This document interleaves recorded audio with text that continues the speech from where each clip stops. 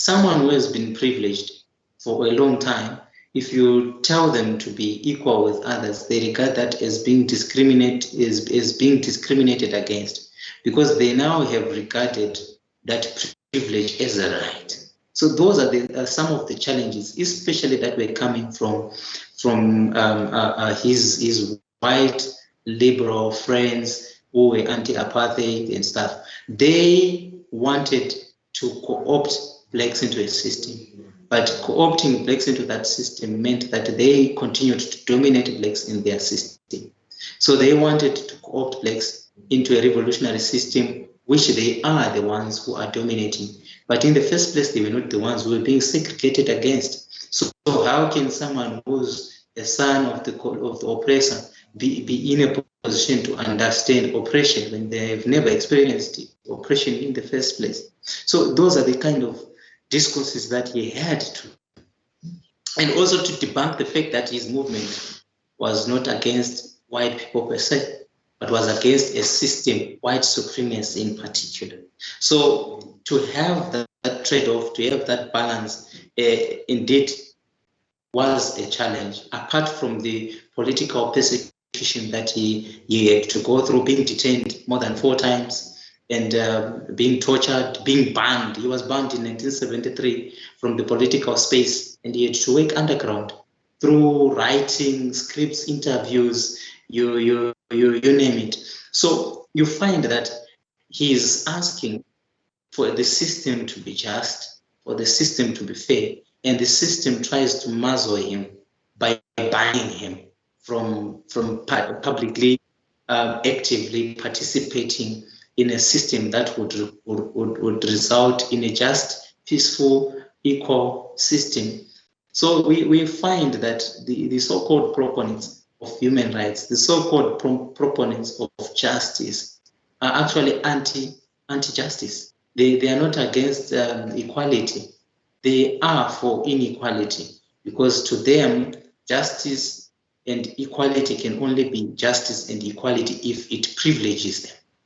If it no longer gives them that privilege over the black man, that dominance over the black man, be it ideologically, be it education-wise, be it financially or economically, and politically, then it ceases to be justice to them, because they feel that being equal to a black person is discrimination against them. I don't understand that kind of philosophy, that kind of mindset that the same people uphold and continue to propagate today.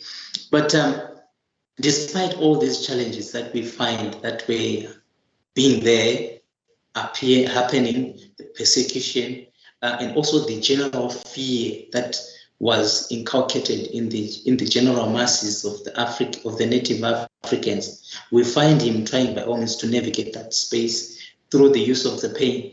He had to use his voice. When his voice was muzzled, he had to use the pen. He had to make sure he writes scripts that could be widely distributed. So we find him trying by all means to counter the machinations of the oppressive regime, and to a great extent he did succeed. And we give it up to Steve Biko to being the icon of black consciousness and the restoration of the rights and the dignity of the African natives in South Africa. He is the one who formed that basis. Indeed, his was more of a lonely battle, but indeed it was a successful battle. It was on the 12th of September 1977 that Steve Biko died in detention in South Africa. That death, does it in any way, does it signify anything? Does it mean anything? Does it say anything about him and about the system that he tried to change? Indeed, but of course, it's lamentable that his death is not given, or was not given that is not being given that recognition that it so much deserves. Why? Because it opens a can of worms. If we are to commemorate the death of Steve Biko and make it a prominent day of celebration, of reconsideration, of reconfiguration, discourse, and rethinking and engagement. It calls to mind what then happened to the officers that killed Steve Biko in detention. Where were human rights when Steve Biko was arrested? What and where is the justice? Was it served when Steve Biko was murdered in detention? And who murdered Steve Biko? Are the same people alive? By the way, the same people who murdered Steve Biko applied to the Truth and Reconciliation Commission for amnesty, for them to be given that amnesty. Of course, the amnesty was later on denied, probably on basis of realizing that it would not be a convenient thing to do. But if you really want to consider what happened to the same people, nothing. So they went away with murder.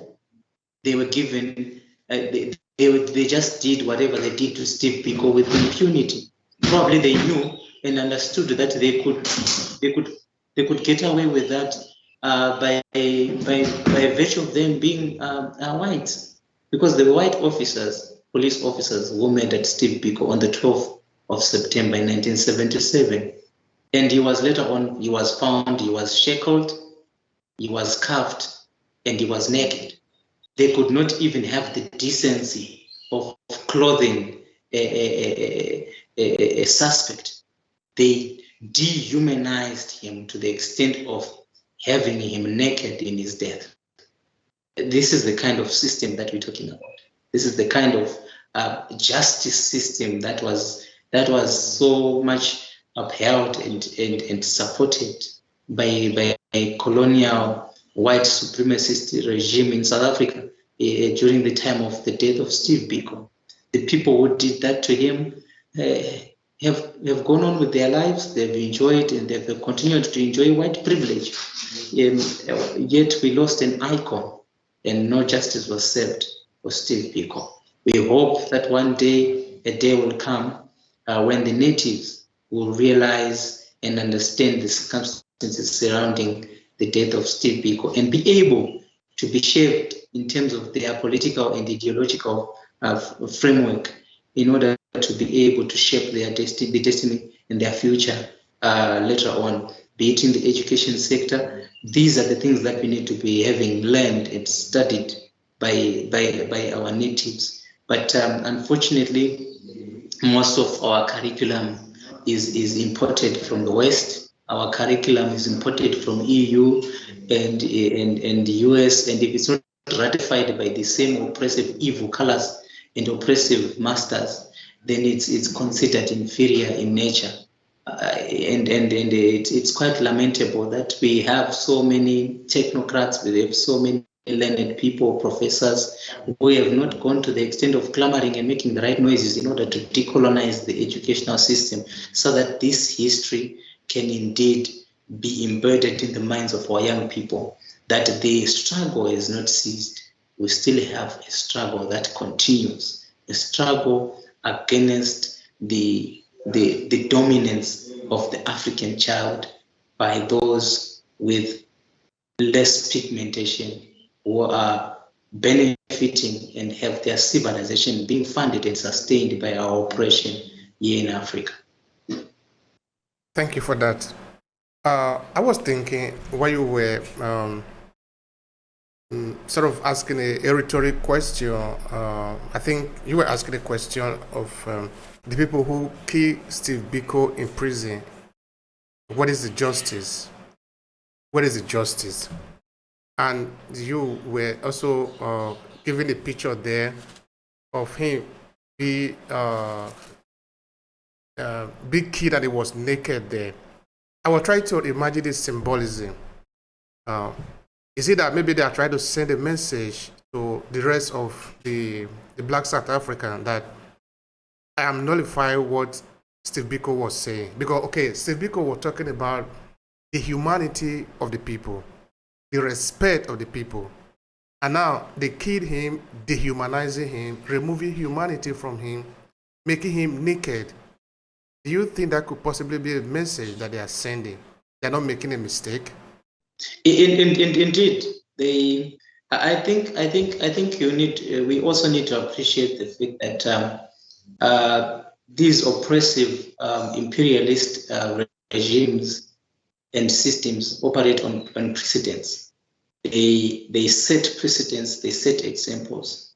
And when it came to Steve Biko, they were sending a message to the African natives, to the South Africans in general and Africans in particular, that if you try by all means to oppose this system, our system, this is your fate. Number one, this is how we are going to treat you.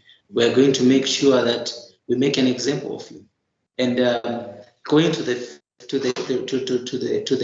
extent that his war, his activism